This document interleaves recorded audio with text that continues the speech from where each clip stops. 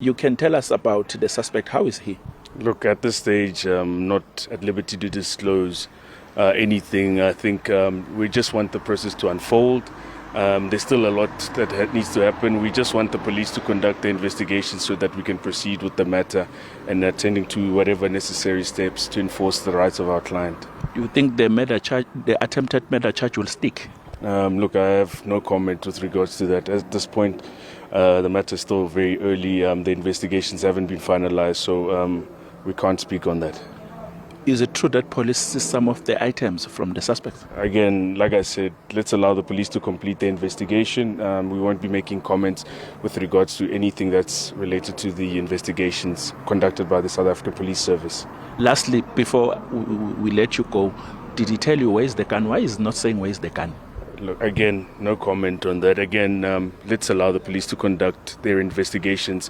As Chachunga Mugabe, the youngest son of late Zimbabwean leader Robert Gabriel Mugabe, prepares to appear in a South African court on charges of attempted murder, his legal troubles have revived memories of a diplomatic saga that once crippled both the Pretoria and Harare. Nearly a decade ago, his mother Grace Mugabe stood at the center of one of the most contentious diplomatic disputes in post-apartheid South Africa, a case that tested the limits of diplomatic immunity and the country's constitutional commitments.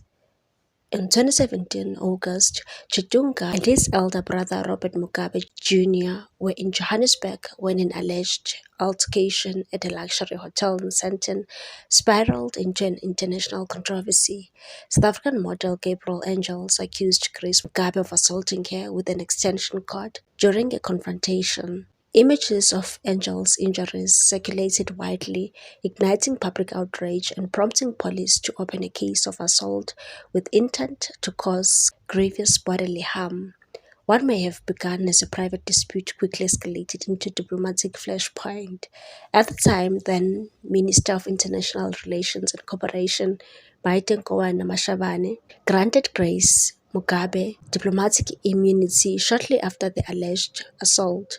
The decision enabled her to leave South Africa while the criminal case remained unresolved.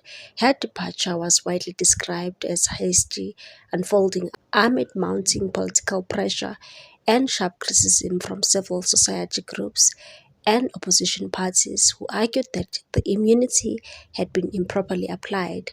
The controversy did not end with her exit. In 2018, the High Court in Pretoria ruled that the minister's decision to grant diplomatic immunity was unlawful and unconstitutional.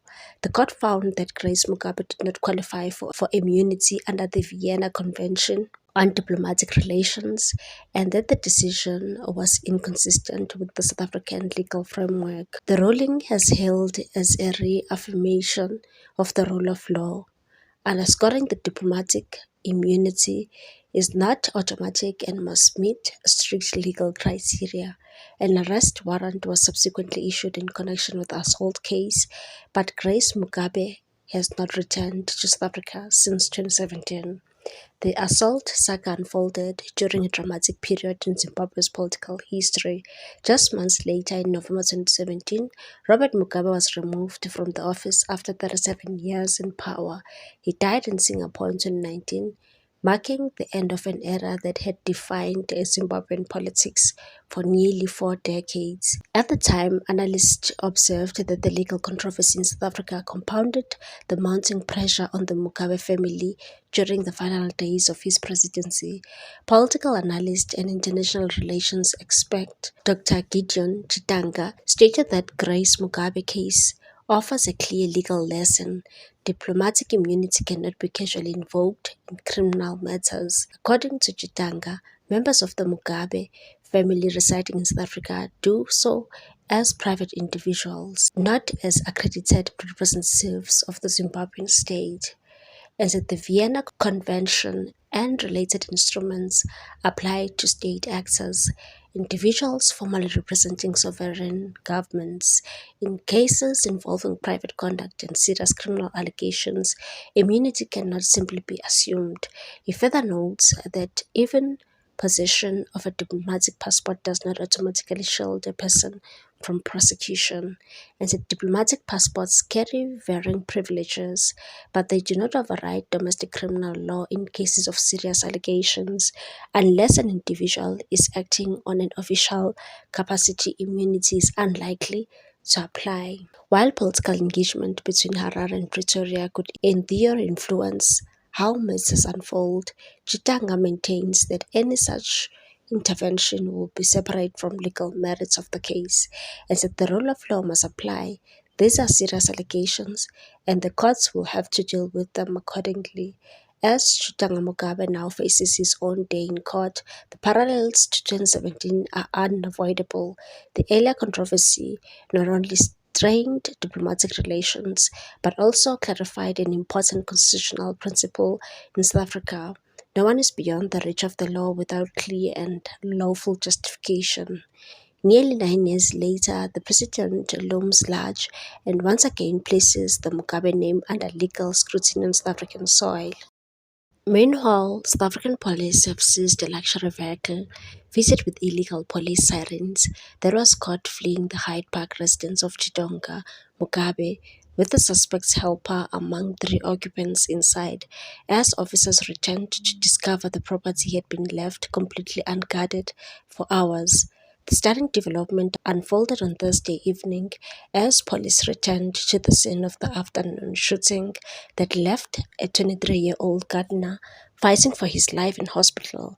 According to multiple sources at the scene, officers witnessed the vehicle attempting to make a hasty exit from the property just as they arrived, raising explosive questions about why the crime scene was left unsecured in the first place. The vehicle, now impounded by authorities, was discovered to be equipped with unauthorized police equipment that has left a law enforcement officials stunned.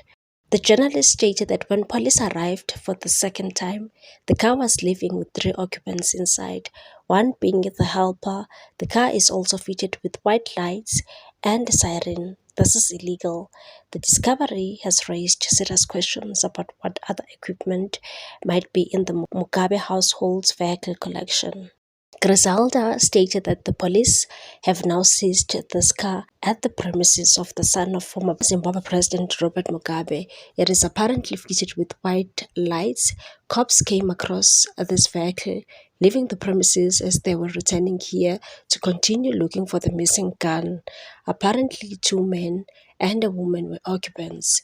Further investigation revealed the violation was more severe than initially thought. Police clarified that while white lights are permissible when installed by security companies, the siren constitutes a serious regulatory breach. This is not the first time Chitanga Mugabe has found himself in hot water involving vehicles and confrontations on South African roads. UK-based Zimbabwean investigative journalist Maynard revealed a chilling pattern of behavior linked to the former First Family's son. He wrote on X app, he actually has a couple of vehicles with blue lights and police sirens. Just last month, they beat a driver who cut them off to a pulp and confiscated his gadgets on Rivonia Road. The revelation has sent shockwaves through social media, with users questioning how the Mugabe family has managed to operate vehicles with restricted police equipment for so long without intervention. What's your take on this one, people? Thanks for watching. Please subscribe for more news.